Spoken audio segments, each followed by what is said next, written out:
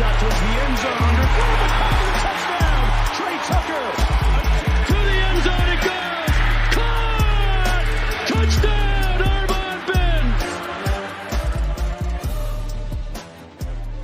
It's Bearcat Blitz. Welcome in, everyone. We are in game week. Finally in a game week for the Bearcats and their run in the Big 12. I'm your host, Russ Heltman, your All Bearcats reporter. Catch us on SI's Fan Nation. All you have to do is just type in allbearcats.com to your browser, and you can find all of our work there. Also can catch this show and plenty of great interviews around the Bearcats football and basketball program as well on Talkin' Cats, the YouTube page. Just look up Talkin' Cats. You'll be able to find this show, all of the shows we record for Bearcat Blitz, and interviews as well. Welcoming in now my co-host, Dominick Goodman. Dominick, thank you so much for joining me again this week, starting up week number 2 on Bearcat Blitz. We got a special guest coming your way on Thursday to go along with our Eastern Kentucky preview. But today, Dominick, we got to take a quick peek at the recently released on Monday unofficial 2-deep depth chart, and also go game by game, 1 through 12, and see how we ultimately view this Bearcats team for those that maybe didn't catch us on the quick snippet with those predictions last week in the second episode of Bearcat Blitz. But Dom, great to be with you, man. Starting up another weekend, the Eastern Kentucky Colonels on deck for Saturday. Yeah, I'm excited. I'm actually gonna go to the game. Already got my buddies. We already got a tailgate spot ready to go. It's gonna be fun. Just a good sneak peek to see how they look, and especially go against somebody like you said last week. Other than hitting each other, they get to hit somebody else. So it's gonna be fun to watch, and we can kind of see how they're gonna be for the rest of the season. No doubt. Yeah, going to the game Saturday, awesome. Maybe I'll have to stop by the tailgate as I roll in. That'd be kind of good to meet in person. That's what we should do right there. Yeah, come on to the alumni tailgate. Yeah. Where you guys tailgating at? What part of the area? Sigma area, right by the alumni building. It's like you won't even miss it. It's like a big old tent. We got a big old tent that says Bearcat Football Alumni. Yeah, just come on down. All right, good to go right there. As we are getting the tailgate plans ready, it's feeling real. I'm getting very hyped up. It is a long off season in college football, to say the least. It's a little bit easier nowadays with the transfer portal. Get some news there, but I am ready to write and talk and just analyze games, get some game action going. Finally, as Scott Satterfield said last week, they can stop hitting each other and start hitting somebody else. And speaking of hitting each other, that's what they had to do to figure out this 2-deep unofficial depth chart, Dominick, where we really don't have a ton of surprises. The only big one to me that was a little bit of a surprise was when we were talking about maybe last week with Malik Band being an impact player. He was marked down as a second string right defensive end on the right side, or one of the two defensive ends. They didn't really give a side for either one of them. But Eric Phillips going to be taking over the starting spot this year, heading into the EKU game with Justin Watley and Malik Van behind him there on that defensive side of the ball. And then other than that, I would say there wasn't really many surprises that I could see at all. We got some confirmed punt returning and kick returning duties, both going to be manned by Braden Smith. We touched on that a little bit last week with his punt return skills and the conversation I had with him. But overall, Dominick, I don't think, based on what we saw and just all the reporting that came about throughout Camp Higher Ground, it seems like in a year of transition for the UC Bearcats, there's not a lot of major question mark positions in terms of guys that just aren't kind of taking the reins and taking the position by force. Yes, with a defense like that, with guys that play a lot of snaps, guys that played before, you ain't gonna have that much of a change. Especially with Phillips, he did a good job last year. Another Conrad guy, by the way. So the way it goes, when you got a guy that's young, doing well, you kind of lean more to the young guy. Because you get it for more years, and Vaughn just was hurt coming back. So, but anyway, they're gonna rotate. You need breathers. Gang gonna be going fast, so it's gonna be interesting to watch, and it's gonna be fun to watch. Dominick, a question for you. So obviously, this is a week for a lot of college head coaches to begrudgingly give out their 2-deep depth charts. We know these guys trying to guard these secrets like they're locked up in Fort Knox, basically, which to me, I could see a little bit how the competitive advantage, especially if you have a major quarterback competition going on, can be held by not releasing the depth charts and stuff like that. But like, for example, Nick Saban, Alabama head coach, said that he didn't want to cause any distractions on the team by releasing the 2 deep depth chart. In your experience in your career, were there ever any distractions caused by guys ultimately getting a cemented knowledge of this is where I stand on the depth chart? It feels like that wouldn't be that distracting for 18 plus year old guys to be able to deal with and be able to kind of carry on maturely through the rest of practice the following week. What do you think about that? It can be a distraction. Okay. At the same time, you got a bunch of you got guys that play high school, all guys that was good at their high school, and then they get to college. You got guys the same caliber, and to me, we talk about at that point in college, it's about your work ethic. And then with that being said, it's kind of discouraging. You worked hard, did everything you had to do, and then next thing you know, you look on the depth chart thinking you number one, you number two. So that's kind of a bitter taste in your mouth because you worked hard and you feel like you did well, but you just didn't edge it out. So it kind of can be a distraction in that type of aspect of it with egos and stuff like that. But I don't think it's too big of a distraction because it's a long season. Still got to compete and still got to play games and you got to be healthy. So it ain't too much of a distraction, but just a little bit. Did you ever go into like a week 1 at UC not knowing where you stood on the depth chart, like not knowing if you were going to be a starting option that week? Fortunately, I didn't have to go through that. I know I worked my butt off at practice and in the weight room and everything I did, and pretty much like how our receiver coach did it. He had us like in our meeting rooms. He had first row, second row, third row, fourth row, and whatever row you was in, that's pretty much where you was labeled at. So we knew throughout the camps and the season where we stood. Makes sense. All right, let's get into the game-by-game predictions right here as we kind of move away from the depth chart. You can check that out in its full entirety, the entire depth chart heading into EKU on allbearcats.com. And, of course, you can check out me on Twitter or X, whatever they're calling it now, at RussElman11, and check out Dominick at Goody_THA_Wiz, Goody the Wiz on X. He's Dominick Goodman, former UC Bearcats wide receiver, and I'm your Bearcats reporter for All Bearcats, Russ Heltman. Game by game, here we go, Dominick, starting with game 1. I don't think we need to spend a whole lot of time on the FCF's ramp up here. The EKU Colonels have a very good quarterback in Parker McKinney. They have a solid returning group of skill weapons in their number 1 option at running back, wide receiver, and they have 5 starters on the offensive line returning. But they were in the hundreds last year in defensive rankings in terms of points allowed in the FCS. I think this is going to be a great opportunity for Emory Jones, this new look wide receiver room, which in his press conference just wrapped up right before we got on the show right now to record, said this was the most talented receiver room he's ever played with. And he spent a couple seasons at Florida. So a really just glowing review of the way this coaching staff has built up this receiver room. I predicted 49-14. Dominick, they've won, I believe, 3 straight season openers or FCS openers, games against FCS teams. They've won 3 straight games against FCS teams by 35 plus points. I think that trend continues here. Yeah, of course. It's going against the Bearcat football, especially at Nippert. So, they're going to be intense. It's going to be high, a lot of excitement. So I'm thinking the same thing. I'll just take it. Shoot, I go 60-0. That's how I feel. So 60. That would be hey, that'd be fine by me. That would be a quick game recap.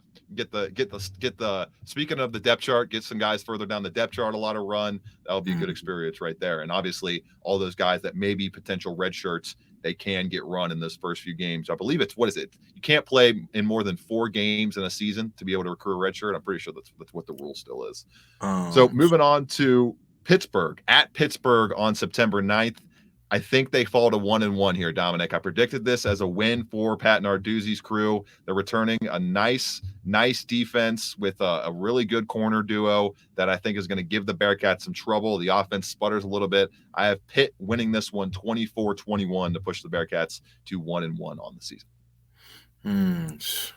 I got Bearcats winning. All right. I got them. I got to be in 24-21. Bearcats, Even though I know Pat Narduzzi was he was our defensive coordinator, was out at UC. Great coach, great guy, love him to death. And I know he's gonna have his guys ready to play, experienced team. But I gotta go with my Bearcats no matter what. All right, and then I'm guessing you're rolling Bearcats here in the battle for the Victory Bell, going back to, I believe it's at Nippert Stadium this year. After I can't stand them I can't stand any of these college events. Dominic, I don't even want to get on my soapbox here. I'll try to stay off of it. But basketball, football, anything, stop with the neutral sites. It kills me. It's so awful. I hate it. I'm so glad the college football playoff expansion is going to be encompassing some of those home sites for those playoff games. Those environments going to be awesome. But stop with the neutral sites, especially for rivalry games. Can't stand it. But it's back at Nippert this year. I'm almost positive. And I think the Bearcats get stifled a little bit offensively, but the Brett Gabbert-led Miami offense just doesn't have any answers for maybe arguably the best unit it will go up against this year, maybe outside of, we're right there with Miami's defense of Florida that Miami of Ohio is facing off against to open their season. It's going to be one of the best defenses Miami's faced. I think they get held below 2 touchdowns. 24-13, Bearcats get the win in another double-digit victory in the battle for the Victory Bell. Yeah, I agree with that as well. I don't think Miami is not a game anymore. I just think it's always going to be UC winning that game, always keeping the bell. Prediction of the score, I'm thinking I'm going to go 28-7. 28-7. All right.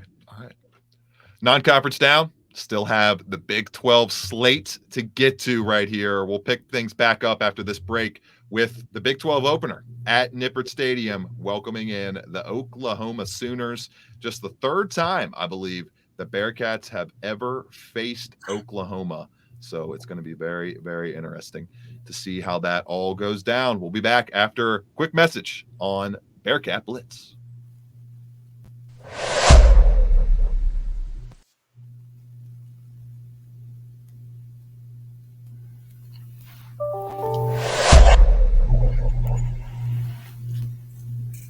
Bearcat Blitz returns on the Believe Network right here. You can catch us on YouTube, where you can find us at Talking Cats with Russ Heltman. Find us on Spotify, Apple, Amazon Music, Google Podcasts, populating all over the podcast feeds. So we pick things back up on our game-by-game season predictions episode. I'm your host, Russ Heltman, joined by former UC wide receiver Dominick Goodman, now a offensive coordinator for Talawanda High School in the tri-state area. So, Dominic, we have the Bearcats on your end 3-0 to start the 2023 season. I have them starting 2-1 going into, in my eyes, a tight, fun, fireworks-filled affair against the Oklahoma Sooners that they ultimately fall in 31-30. Dylan Gabriel gets the job done on a final drive in the final minutes to send the Bearcats faithful home. A little sad, but encouraged that in the first battle against one of the projected top teams in the Big 12 this year, they hold their own. But an ultimate loss nonetheless. What do you think? I think it's going to be a tough one. And I hate to say it, I think they're going to take the L. Not about three within a field goal or a touchdown. It's going to be a hard-fought game. Oklahoma's known for them type of games, especially known for putting up points. So I think it'll be a fun game to watch, and I think it'll be a defensive game as well. Yeah, first time they will have played the Oklahoma Sooners since 2010. They played them 2 times, 0-2 against them with a minus 28 point differential in those games. Obviously, Bearcats fans hoping for a closer tightening of these matchups in just about a month's time. We're getting very close to the start of the Big 12 season, but got to kick off the non-conference slate first as we continue Bearcat Blitz right here with a look at a trip to Provo, Friday night action at BYU. 2 of the new entries into the Big 12 facing off for a prime time affair that I think is going to be a very, very good one, Dominic, that I have the Bearcats taking 27-24. I think that BYU defense will be just bad enough still compared to a 97th overall ranking last year in terms of 29.5 points per game allowed, one of the bottom 35 units in the entire country, bottom 36 units. Head coach Kalani Sitake doesn't quite get enough from transfer quarterback Keaton Slovis, who coincidentally comes from Pitt to BYU. UC facing both those teams this year. I just don't think Slovis is going to be enough to maintain a strong offense that Jaron Hall led last year, and the Bearcats get it done 27-24. Yeah, I agree with you on that as well. I'm gonna go Bearcats 35-21. All right, Dominic rolling Bearcats 35-21. So you had them at 3-1 after the first, or 4-1 after the first 5 games of the season, and I have them at what, 4-2, something like that, 3-2. As we get into another matchup here, the Bearcats taking on Iowa State at home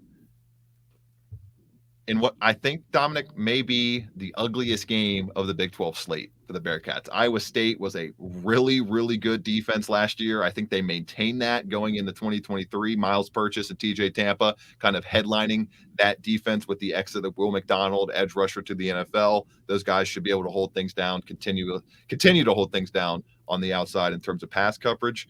And when you look at the fact that their quarterback, Iowa State's quarterback, Hunter Deckers, is still caught up in a gambling probe right now, sports betting. Dude's in some hot water right now, Dominic, in terms of not only just the school and probably facing a suspension there. He has not been with the team since spring ball, but also facing some issues with the federales, with the federal government. So all that being said, looking like freshman JJ Cole is probably going to be the starter in this game, or maybe Tanner Hughes, who was a transfer into the program. Either way, I don't think the offense that was downright horrific last year gets that much better with the kind of flux at the quarterback position. Give me the Bearcats in a tight, kind of knockdown, drag-out defensive battle, 20-16. Yeah, it's a quarterback game. So if your quarterbacks, you don't got a good quarterback, you can't really do too much. And depending on how it goes for them during the season, the thing I'm thinking that it's not going to be too good. They're still going to have a quarterback controversy, trying to figure out who's going to be their quarterback. I'm leaning to more of the UC. I'm taking them. I'm going to go 28-14. 28-14? All right, I like it. So we continue the Bearcat Blitz podcast right here. I'm your host, Russ Heltman, joined by Dominic Goodman, former UC wide receiver.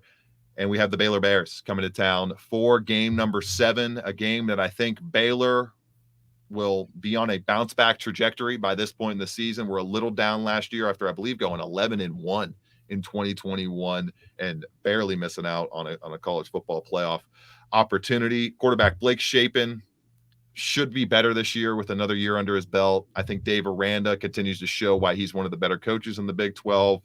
And I just think the defense will be just good enough that they can slow down the Bearcats and get the job done 30-21. As long as Blake Shapen doesn't turn the ball over too many times in this game, I think Baylor's got the overall talent advantage to beat the Bearcats at home 30-21 and push UC to 4-3 in my season prediction so far. What do you got, Dominic?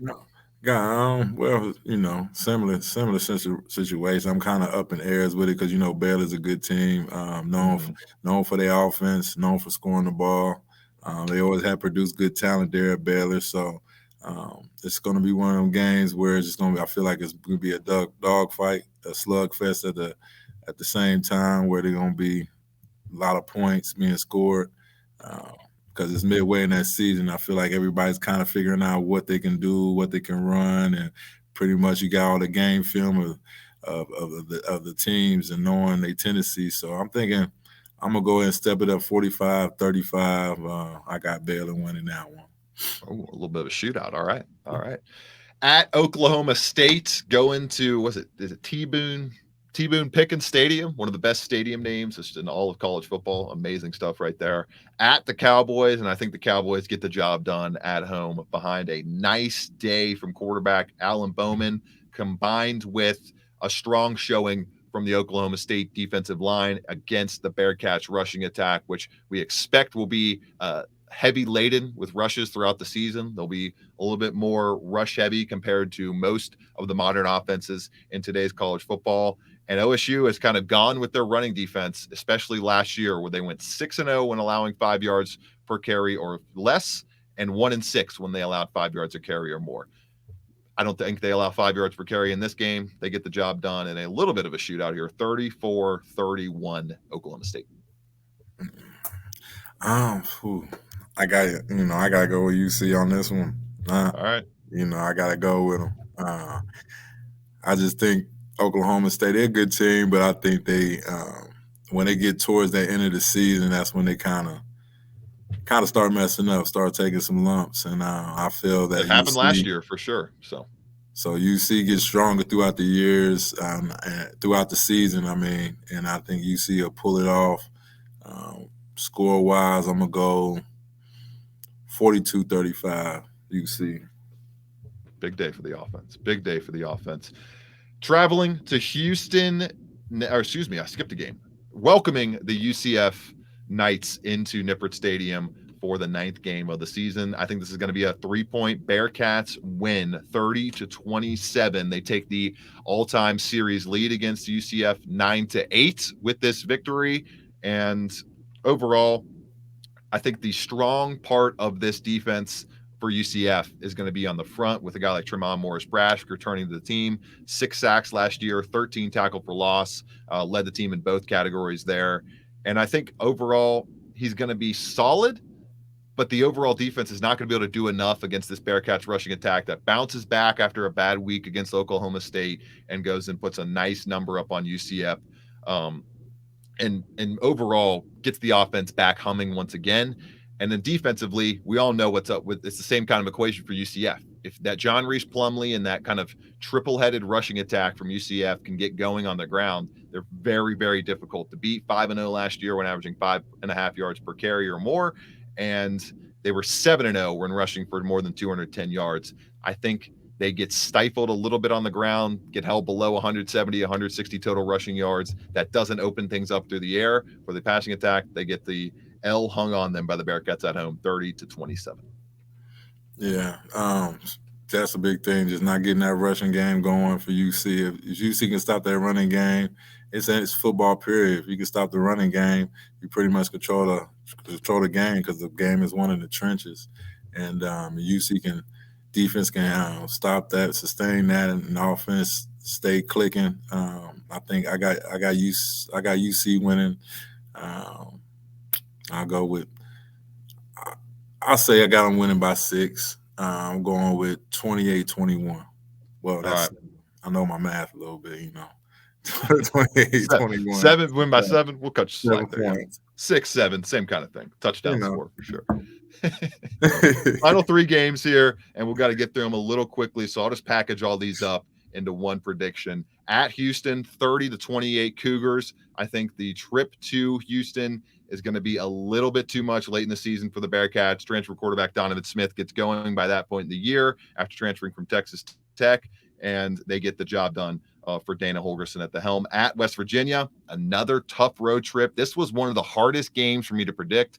I got the Bearcats losing 23-21. Neil Brown's offense gets cooking on the ground, like so many of these matchups have come down to on this schedule slate. They were 5-0 when running for 200 yards or more last year. Those were also the only 5 games they did win, were the games where they ran for over 200 yards. It's a simple equation for a team with a returning running back in CJ Donaldson, who should be very, very good. I think West Virginia gets the job done there, 23-21. And the Bearcats get back to 500 and close things out at 6-6 with the 38-27 victory over Kansas at home. The defense was downright putrid last year from the Jayhawks. I don't see how it gets into the top 100, let alone a much higher than 124th in points allowed, which it was ranked last year. They have to replace all 4 defensive line starters. I don't see Jaden Daniels, the premier quarterback for the Jayhawks, being enough to lift Kansas over the Bearcats to close the season. 6-6, my final record prediction. What do you got for this final 3, Dominic, as we close it out? I got a close game against Houston. I got UC winning. I got them 35-28 UC. And then what was the next game after that one? We got at Houston, at West Virginia, and home against Kansas.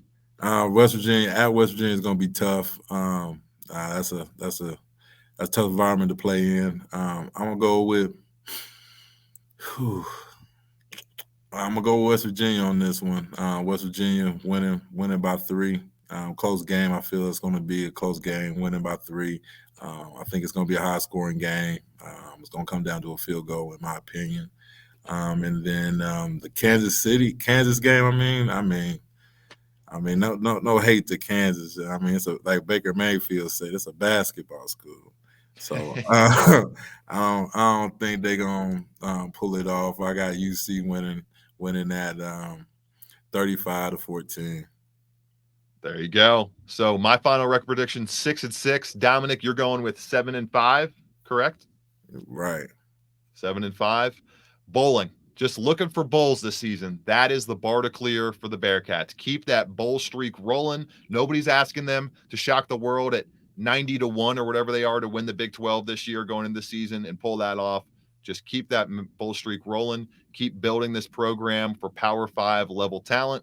Keep it cooking going forward in the Big 12. We'll be with you through it all this season on Bearcat Blitz. He's Dominick Goodman. I'm Russ Heltman, signing off of this episode. Thursday, we got a very special guest. Excited for you all to hear that episode, and we'll preview EKU coming to Nippert Stadium. This has been Bearcat Blitz on the Believe Network. 6, Ritter to the end zone, looking for Pierce. Did he hang on? Yes. Touchdown.